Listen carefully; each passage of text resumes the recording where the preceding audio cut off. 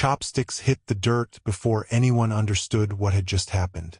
A little girl stood over them, maybe 7 years old, maybe 8. Her hand was still raised, chest heaving, eyes wide. The man she had just struck sat perfectly still.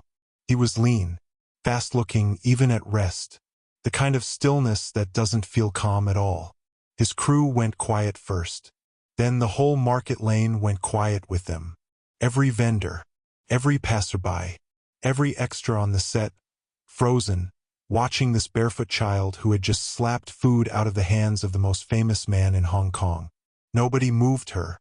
She looked straight into his eyes, and something in her face made him hold up a hand. His security stopped cold. What did Bruce Lee see in that little girl's eyes that made him send every guard away? Stay with me on this one. Rewind about 40 minutes. It was the summer of 1973, and the village of Shek Kip Mei was barely a village anymore. Construction cranes had started appearing on its edges. Old market stalls that had been there for 40 years were beginning to feel the pressure of a city expanding around them. But on this particular afternoon, on this particular lane, the old world was still holding on. Clay pots, dried fish, the smell of broth from 6 different stalls fighting for the same square of air. The film crew had arrived that morning. 4 trucks and a van. 40 people, roughly, plus equipment. The location scouts had chosen this lane because it hadn't changed much in 20 years. The art department barely had to touch it. Bruce Lee arrived last. He always arrived last on location days. Not to make an entrance, he hated that kind of theater. He arrived last because he spent the early hours in his hotel room going over his notes. He kept a small black notebook. Dialogue he was still reworking. Choreography sketches. And names. Believe me, when I say names, I'm not talking about cast members. For the past 8 months, Bruce had been doing something that nobody in his circle knew about fully. Not his director. Not his manager. Not even his wife Linda, not completely. He had been building a file on a man named Kwok Shuman. Kwok ran, among other things, a private fight circuit out of 3 locations in Kowloon, a warehouse in Ta Kwa Wan, a basement under a restaurant in Mong Kok, and a room above a furniture store in Sham Shui Pa. The fights were unsanctioned, sometimes filmed, and the men who fought in them were not volunteers in any real sense of the word. They were indebted. They were coerced. Some of them were barely out of their teens. Bruce had found out about the circuit through a man he'd trained with years earlier, a lightweight named Danny who had been approached, pressured, and eventually forced to fight for Kwok until he couldn't walk properly anymore. Danny had come to Bruce, not to the police. The police in that part of Kowloon at that time were not always the right answer. Bruce had started quietly. He identified fighters who wanted out, helped some disappear to other cities, connected others with people who could protect them publicly. He used his contacts in the press, carefully, without his name attached, to start asking questions that made Kwok's operation uncomfortable. He was not reckless about it. He was strategic. He kept his public life exactly as it was. Filming, press, the dazzling smile in every photograph.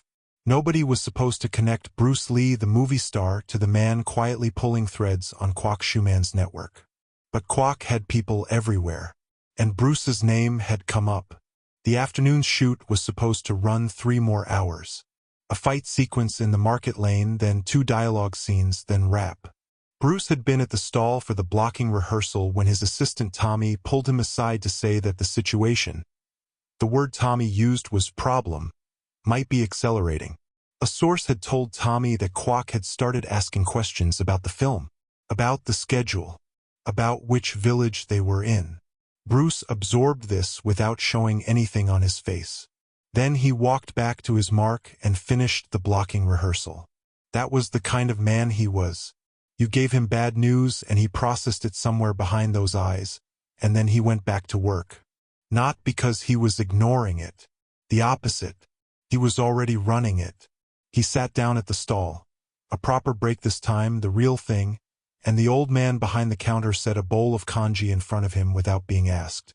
Thick, steaming, flecked with ginger.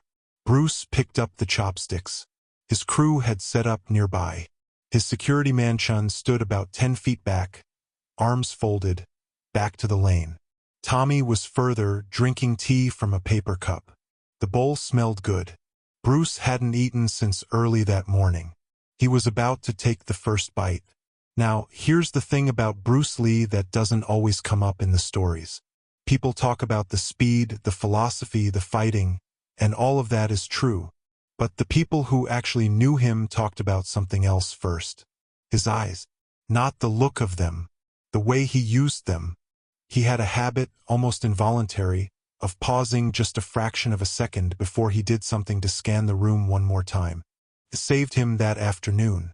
Because in the half-second before the chopsticks reached his lips, he caught it. A flicker of movement at the edge of the lane. A small figure moving fast, low to the ground, weaving between legs and baskets. Coming straight at him. He didn't flinch. He didn't drop the chopsticks. But he stopped. And that's when the slap came. The bowl is poisoned. 3 words. Said so quietly that only Bruce heard. His security mansion was still 8 feet away.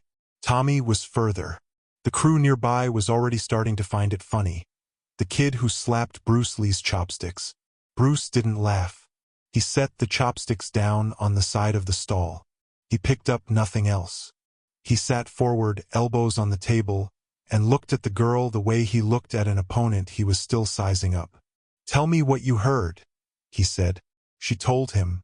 She had been in the market that morning since before the film crew arrived.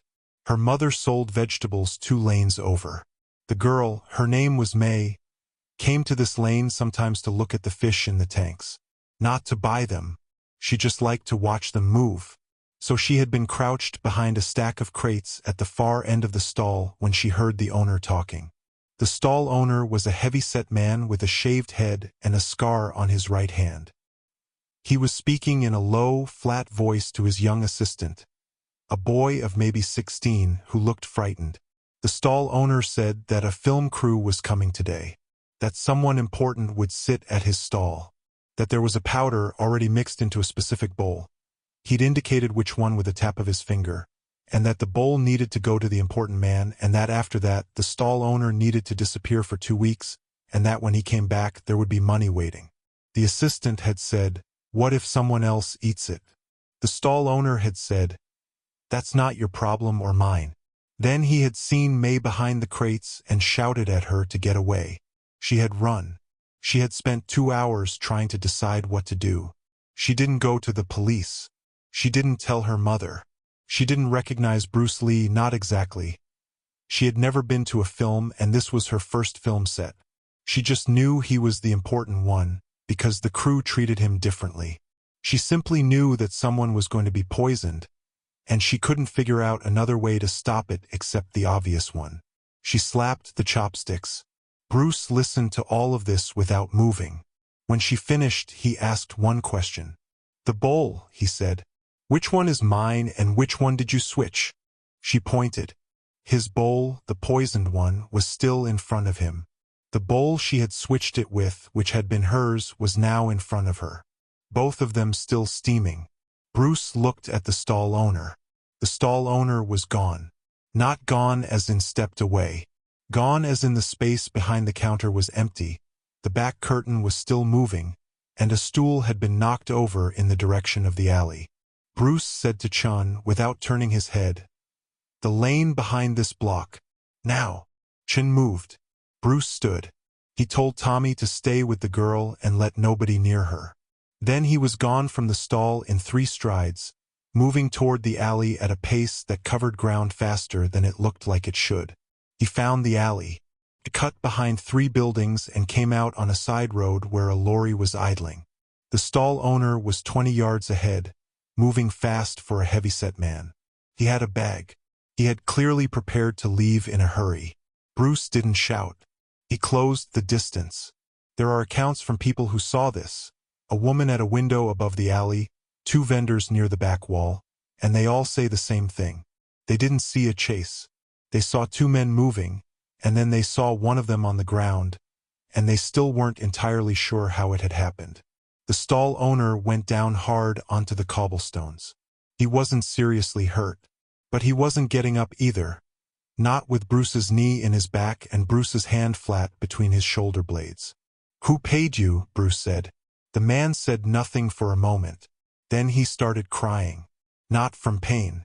From the fear of someone who is caught between two forces and has just lost the protection of one of them. He said a name. Not Kwok Schumann directly. A man called Brother Wing. Wing was Kwok's fixer. The man Kwok sent when something needed to be handled personally, quietly, off the books. If Wing had arranged this himself, it meant Kwok had decided this was important enough to keep off his usual channels. That told Bruce something. It told him Kwok knew exactly what had been happening. This was not a random dispute. This was a decision. A permanent one if it had worked. Chin caught up. Bruce told him to hold the stall owner and call a journalist he trusted at the South China Morning Post. A woman who had been sitting on a piece about Kwok's operation for 3 months, waiting for more documentation. A stall owner willing to talk with a poisoned bowl as evidence was more documentation than she'd had yesterday. Bruce stood up, straightened his clothes, looked at Chen. "Get the camera department. I want photographs of that bowl before anyone touches it." He walked back to the stall. Slow now. The urgency of the chase had burned off.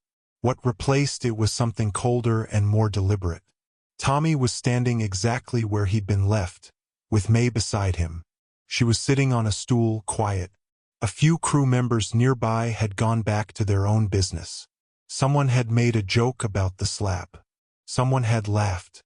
The market lane was settling back into itself. Bruce pulled up a stool and sat across from her. She was watching him with those steady eyes. "You're safe," he said. "He's not going anywhere. And neither are you until I speak to your mother." She nodded. He sat back, exhaled, rolled out his neck. For a moment, it felt like it was over. It wasn't. The moment that changed everything came 40 minutes later, and it started with a sound. A motorcycle, idling at the entrance to the market lane. Not moving through, not going away, just sitting there. Bruce was the first to notice. He was always the first. He was still at the stall, speaking quietly with May, waiting for her mother to arrive. Tommy had sent a runner 2 lanes over. Chun was in the alley, still dealing with the stall owner. The film crew was scattered on break. The lane had emptied out somewhat. Extras had wandered off. A few vendors had closed up early. The motorcycle idled. Bruce looked at it without looking at it. Angled his head slightly. Watched from the edge of his vision. The rider was wearing a helmet, visor down. He was not looking at anything in particular. He was looking at everything. That was the tell. Bruce had grown up in streets like these. He knew the difference between someone who was lost and someone who was searching. This man was searching. And then the rider looked directly at the stall. Directly at the girl. Bruce stood up. "May." Very calm. "Don't look at the road. Look at me. Stand up and walk with me. Right now." She stood without hesitating. Good instincts. She didn't look at the motorcycle. They moved toward the nearest shop. A fabric stall with a deep interior and a back exit Bruce had already noted an hour earlier when he'd been mentally mapping the lane.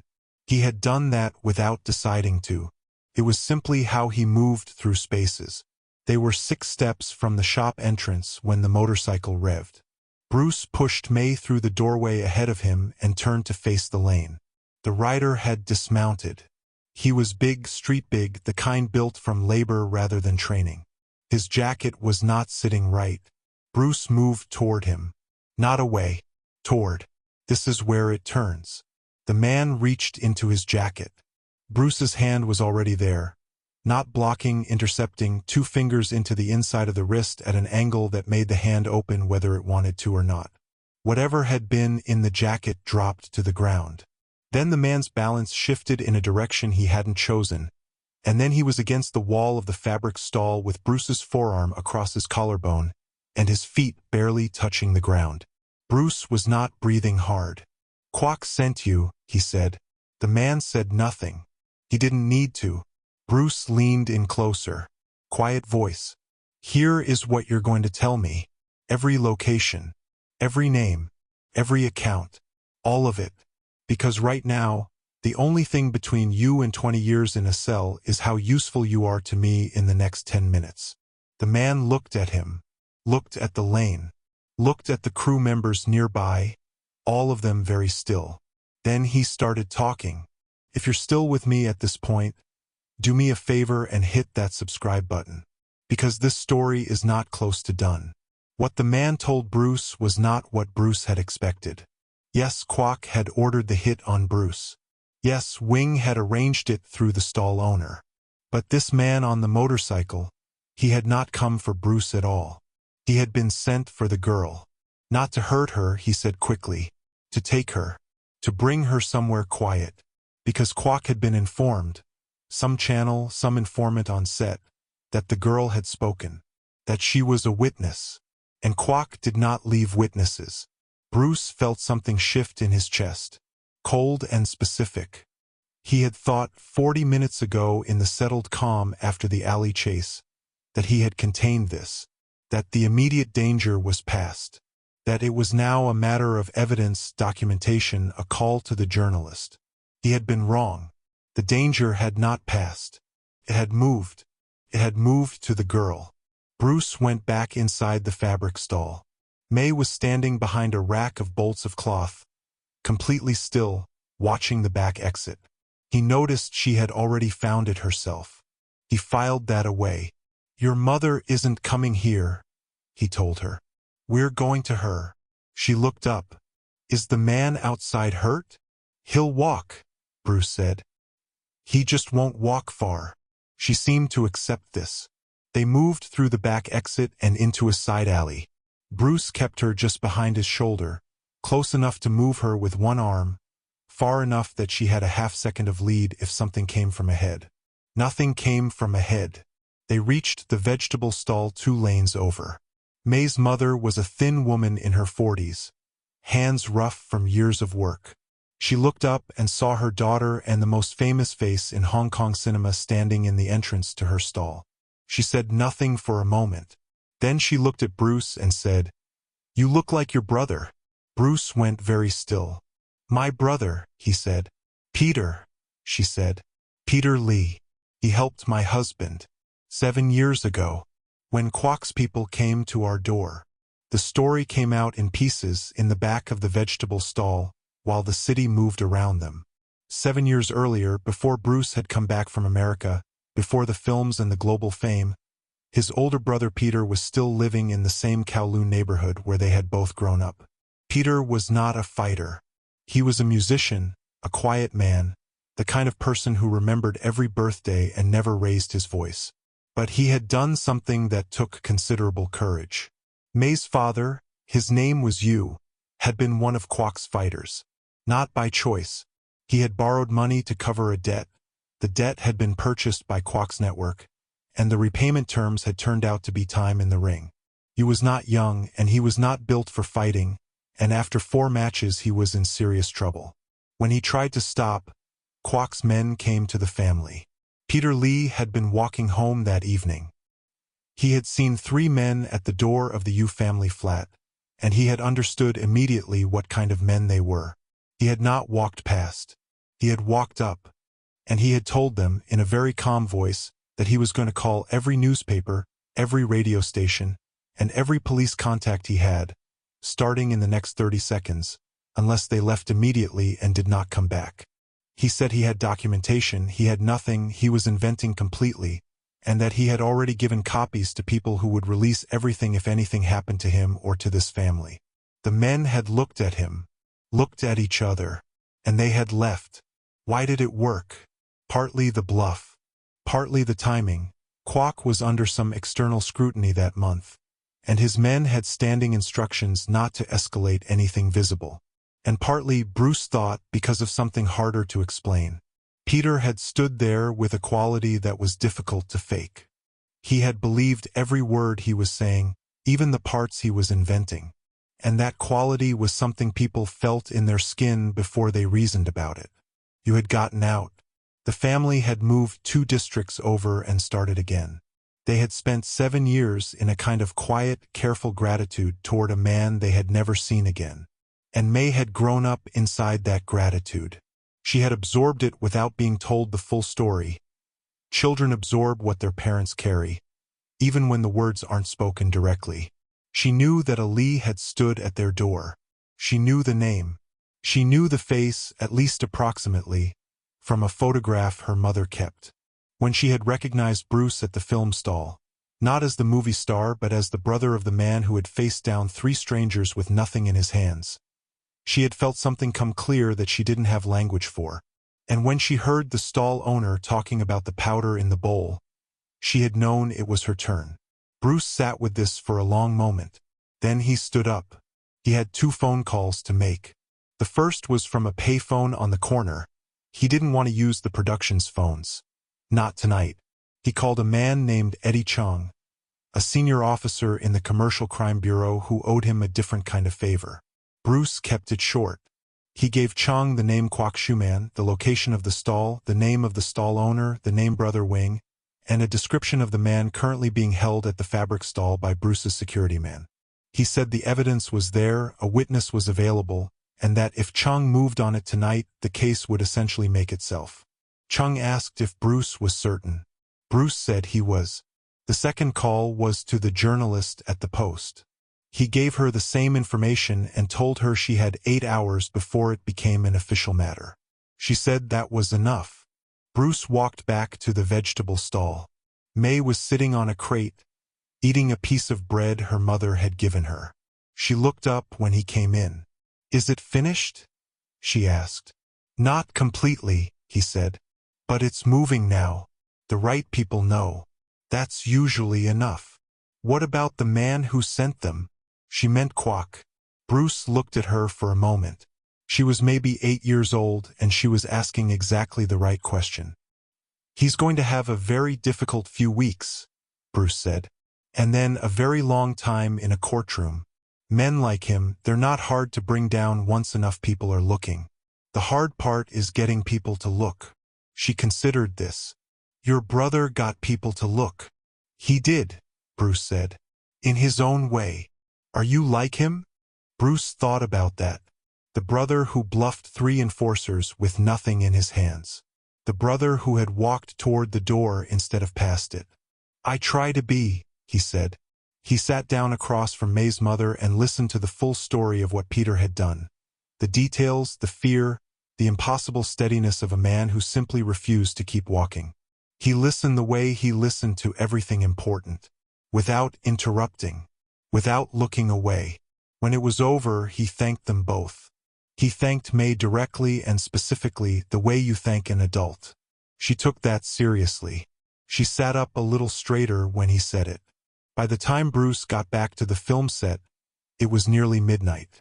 The crew was exhausted. The director had wrapped what he could and was trying to salvage the schedule for tomorrow. Tommy had fielded dozens of questions and answered none of them completely. Chun had managed the fabric stall situation and 2 separate visits from people Bruce preferred not to name in a location report. Bruce walked back onto the set, nodded at the director and said, "First call at 6. We get the fight sequence done before noon." The director stared at him. "It's midnight," the director said. "I know," Bruce said. "I'll sleep fast." He didn't sleep fast. He barely slept at all. He lay in the dark of his hotel room and thought about Peter. They were not always close, the way brothers sometimes aren't. Not from hostility, just from the particular way 2 different people can share a family and still move in different directions. Bruce had been the restless one, the one who crossed the ocean, built the school, came back changed in ways that were hard to fully explain. Peter had stayed quiet, stayed rooted, spent his life in the city where they had both grown up, doing quiet and rooted things. Bruce had always, in some private part of himself, assumed that staying was the easier path, that the harder thing was to go. Tonight, lying in the dark, he revised that. staying in a place and choosing every day in small moments and sudden ones to be accountable to it. To the people on the street, to the families in the buildings, to the stranger at the door. That was its own kind of discipline, a different kind from what Bruce practiced. Not better, not lesser, just different in a way he had perhaps not fully appreciated until now. Peter had stood at a door with nothing, and it had been enough. Bruce thought about that for a long time. 3 weeks later, Kwok Schumann was arrested. The Commercial Crime Bureau moved early on a Tuesday morning, coordinating simultaneous teams at all 3 fight circuit locations. They found documentation, witnesses, and, at the Mong Kok restaurant, 3 fighters who had been held past any point where they could have left on their own. 2 of them were in poor health. The South China Morning Post ran the story. Then 4 other papers ran it. Then it went across the wire services. Kwok's name was on the front page for a week. Then in the court listings for 2 years. Then in a judgment that sent him away for 11. Brother Wing fled Hong Kong. He was found in Macau 6 months later and returned to face his own proceedings. The stall owner cooperated fully. He received a reduced sentence and served less than 2 years. Bruce, for his part, never spoke publicly about his role in any of it.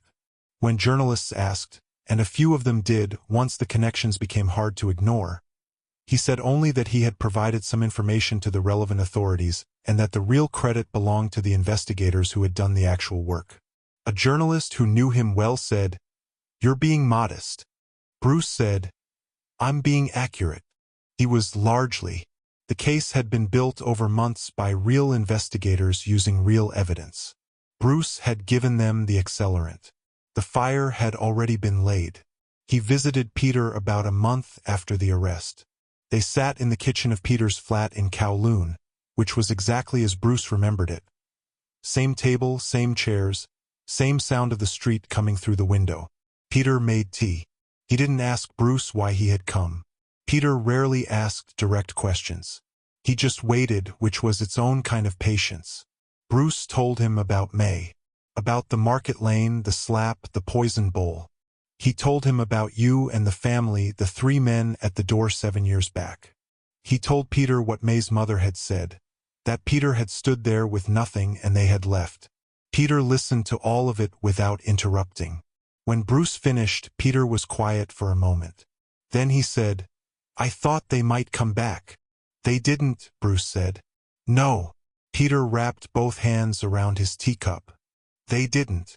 A long quiet settled between them. Not uncomfortable. The kind that 2 people can share when there's nothing that needs to be added to what has already been said. Then Peter asked, "How old is the girl?" 8, Bruce said. "Maybe 7. She wasn't certain herself." Peter nodded slowly. "Was she frightened?" "Not the way you'd expect." Peter almost smiled. "No, I suppose not." Bruce flew to Los Angeles 6 days later. Enter the Dragon released that summer. It became, by any measure, the thing everyone had been anticipating. A door flung open, a name that crossed every border cinema had previously placed around Chinese martial arts. The world caught up to what Hong Kong had known for years.